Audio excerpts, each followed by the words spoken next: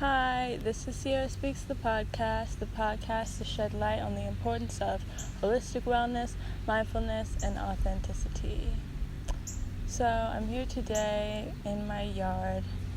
I just wanted to come on quickly to share how I've been feeling. Yesterday I just woke up and I cried for a while about what's going on in the world, and I just felt especially heavy, like more heavy than usual. This isn't the first instance of injustice that we've seen, obviously.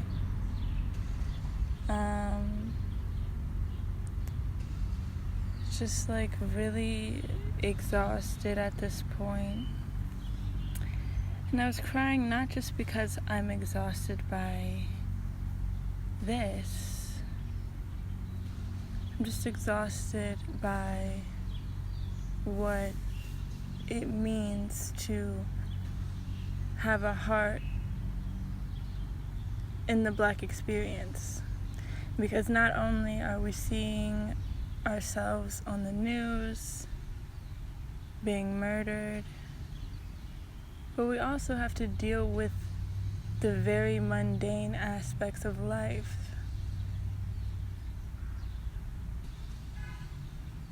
It's like holding on to happiness just seems so much harder when you add the extra layer of the color of my skin. It feels so irrational. It's so irrational. And yeah, I just wrote a little about it. I'm also filming this on my YouTube channel. Sorry if the video is a little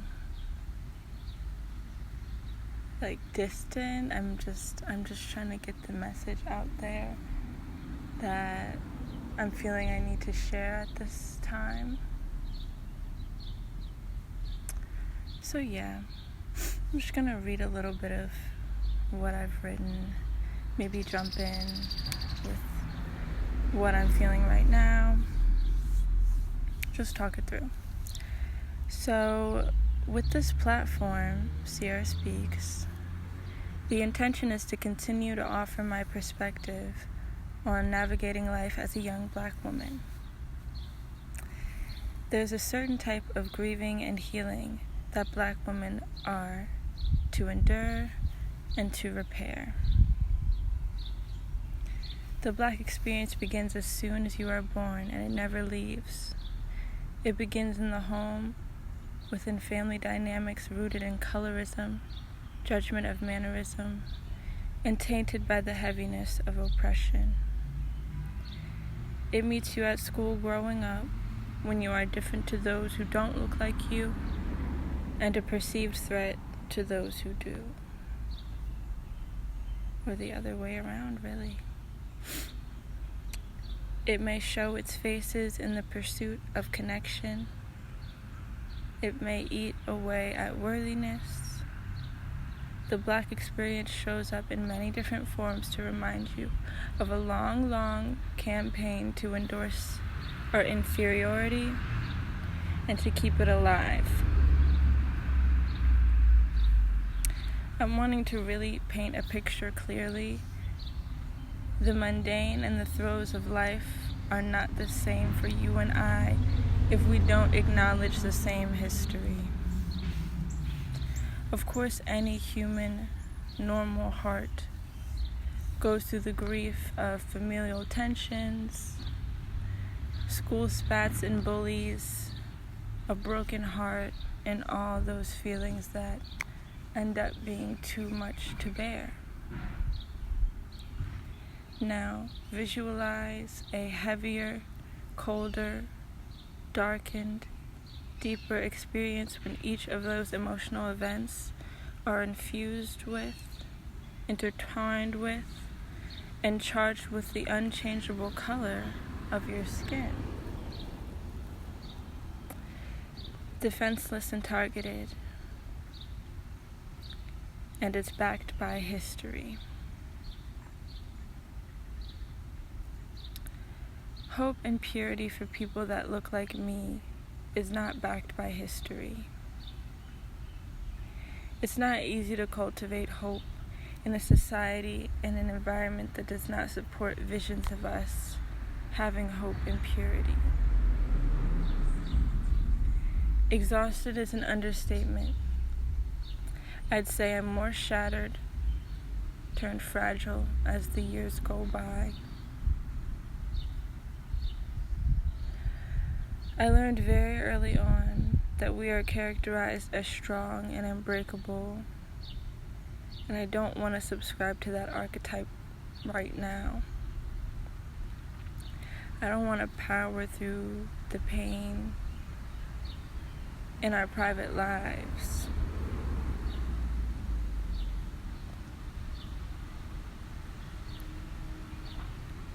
I'm going to choose to exist in a fragile state and stand in these shattered truths and dismantle the role of the fighter.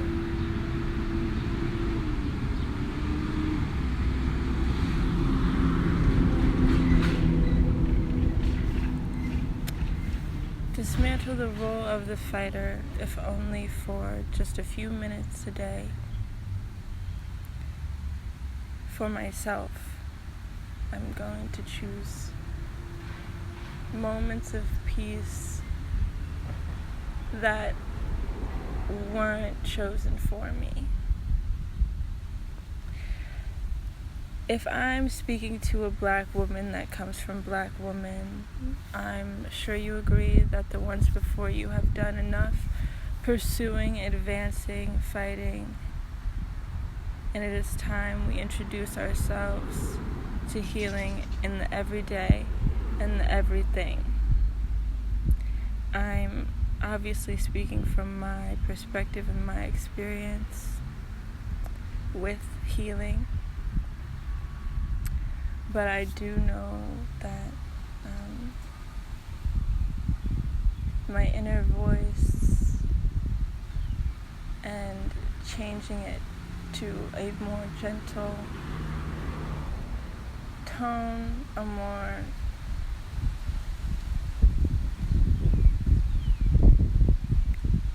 loving tone that I don't necessarily see reflected in my environment. I have to create it for myself. And I just don't want that to feel like a burden anymore. I don't want to be reaching for happiness. I don't want to be reaching for hope. I want to start building it in my everyday.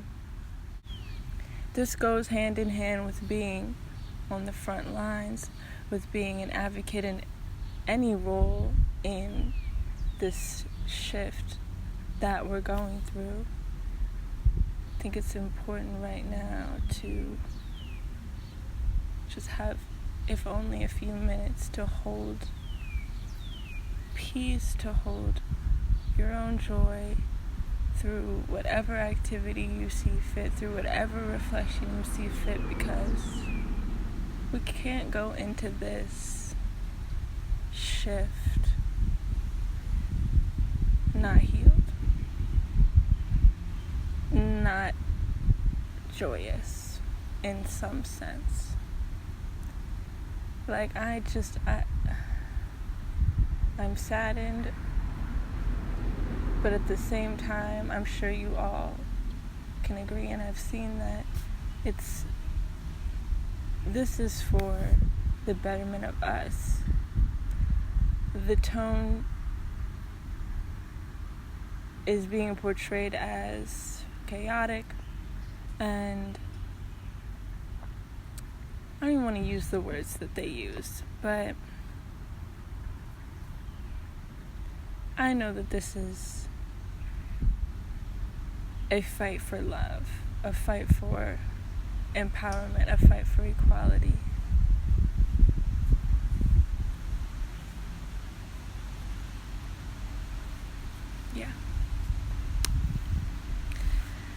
So like I said, there are different roles, and it's not for me to list the things that you want to do to play a role within all of this. It's not for me to tell you what forms of healing to take. It's just for you to reflect on how you can be most impactful for yourself and for your environment right now. So I'm just raising the question right now with this short little broadcast. So yeah, I'm interested in sharing some Black-focused healing initiatives like therapy, holistic healing, anything on my Instagram, and I'll be sharing that on my Instagram, doing research throughout the month at Sierra Speaks LLC on IG and FB. So yeah, I just wanted to come on, share how I'm feeling. I'm sure a lot of you can relate to the words that I shared today, and I'm just hoping that my individual voice